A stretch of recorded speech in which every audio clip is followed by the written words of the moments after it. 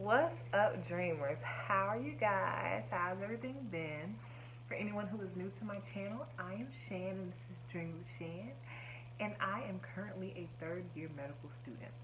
Remember to subscribe and like this video for So, updates. this video is somewhat of a story time and also a bit of a little encouragement for us older students.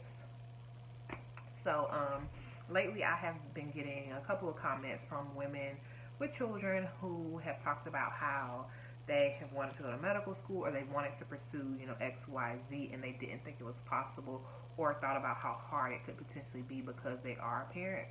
And when I read those things, it honestly made me think back to my own personal experiences and how, this whole journey has really been hard for me, but hard in the sense that it's something that I wanted to pursue, and I knew that there were going to be challenges that I would face that another person without a child may not face, but that was something that I was willing to put myself through in order to get to where I wanted to be, which is my end goal currently is to become a physician and practice medicine. But I wanted to encourage these women, if it's something that you want to do and you have the opportunity to pursue it, then please try it at least. You never know if it's something that you can do until you actually try it. But I'm going to get into a little story time. As many of you may know if you've watched any of my previous videos on medical school, I'm an older student. I entered medical school when I was, I think, 27, and maybe a month into medical school, I had my 28th birthday, and my birthday actually was on the same day as one of our exams. So imagine you waking up and like, yay, it's my birthday, and then remembering, yeah, it's also an exam day. So I'm a little bit older. If you think about the timeline of medical school and just education in general, you graduate from high school. If you do everything the traditional way, then you graduate from high school, you're at least 16 or 17. You go into college. Most degrees are 4-year degrees, so you come out of undergrad at 21, 22, and then if you do everything traditionally, then you go directly into your graduate program, whether it's medical school, law school, whatever. So by the time you finish medical school, which is a 4-year program, then you should be between 25 and 26. And that's when you start your residency and become a physician. So you have these young doctors that are 25, 26, starting and things like that. And here I was, a 27-year-old just entering into medical school. For me, it wasn't like a culture shock. I didn't feel any type of way because I was older, because I just knew I was going to medical school and I didn't really care how old I was. But sometimes for some people there is a culture shock, and it could be due to the fact that they haven't been in school in a while, or various reasons. So again, for me, I just was like, okay, I'm 27, and what? I look just like these 22-year-olds. So, I didn't really feel anything different. And had I not told people my age, they would have assumed that I was the same age as them, because that's what most people told me. Had I not said some of my experiences and things like that, they would have thought, we were all just coming out of college, whatever. My particular entering medical school class was a mixture of non-traditional students and traditional students. So we had maybe half and half of people who had just graduated from college and people who had been out of college at least 1 or 2 years. And that's how some classes are. And then if you look at different school populations, it varies from a large amount of non-traditionals to a small amount. But again, you think nothing of it. For me, I felt like I was on an even playing field as everybody. They may have, just gotten out of school, so they still were in the mindset of, the rigors of studying and things like that, and that was fresh on their mind. And for me, I had my last degree was 3 years before I entered medical school. My master's degree I completed my master's degree 3 years before I entered medical school. But I had been working full time, so I was more of a business. My mind was more so business and handling bills and things like that, and it wasn't so studying.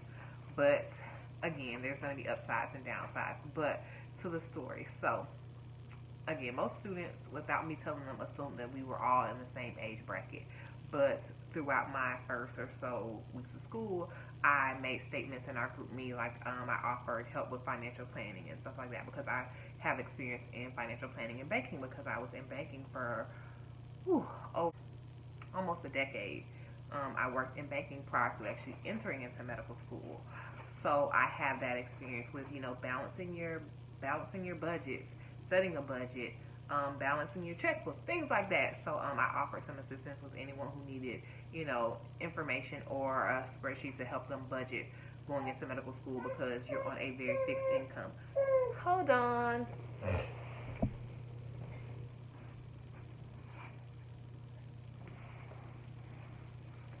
Say hi. She wanted to make an appearance.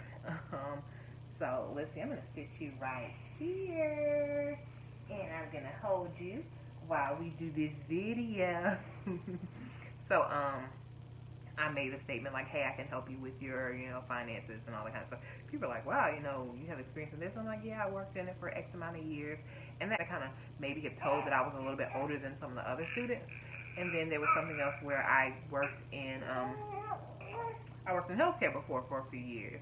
So I've had various experiences in different industries. So those little statements kind of like show that I was maybe a little bit older than some of the other students. So fast forward to the incident. It's after one of our exams. It's maybe 2 or 3 months into school, and there was like this little kickback thing to celebrate some students' birthdays.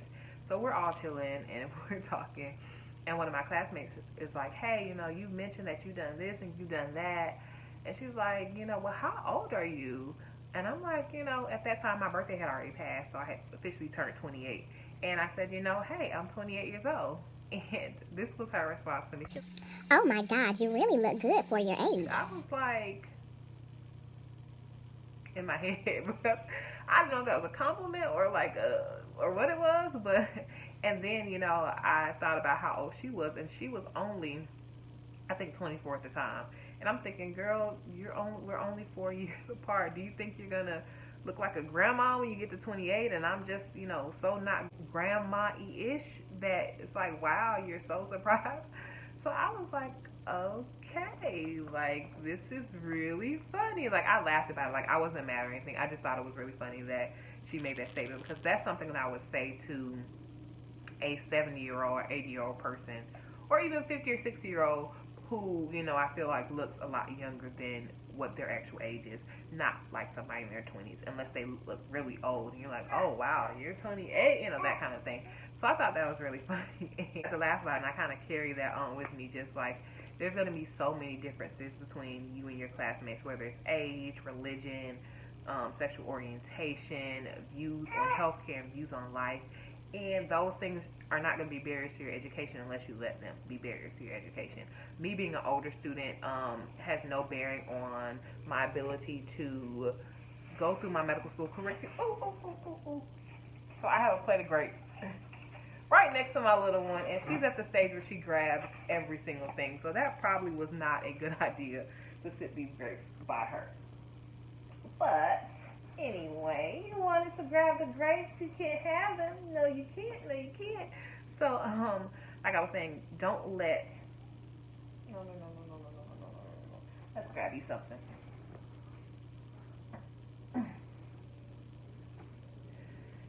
So the overall moral of this little story time, this little video, is that don't let anything be a barrier to you trying to pursue a dream that you have, or a goal, or anything like that. Whether it's age, whether it's family, whether it's money, don't let that be a determining factor. If it's something that's been put in your heart to do, and something that that you're always going to wonder about, why didn't I go to dental school? Why didn't I pursue that job opportunity out of state? Whatever thing is that is really itching in your heart that you really want to do it. So all you moms out there who either want to go to medical school or want to pursue something outside of what you're doing right now, do it, because at the end of the day, your children will thank you for it in the future. You're setting an example to them on how you pursue your dreams no matter what your life circumstances are. So moms, non-moms, people wanting to go to medical school who have applied multiple times or whatever, do it. Submit your application. Go back to school. Take those classes you need. Yes. Apply for that job promotion, because at the end of the day, you never know what the answer is if you never apply. You never can hear a yes if you don't first ask. So I implore you all to do that. Laugh at my little story time. And of course, I have to leave off this video with my little saying. Remember, there are enough stars in the sky for everybody to win. And in order for your dreams to come true, all it takes is a little bit of effort from you. All right, dreamers, I will see you guys next time. Bye.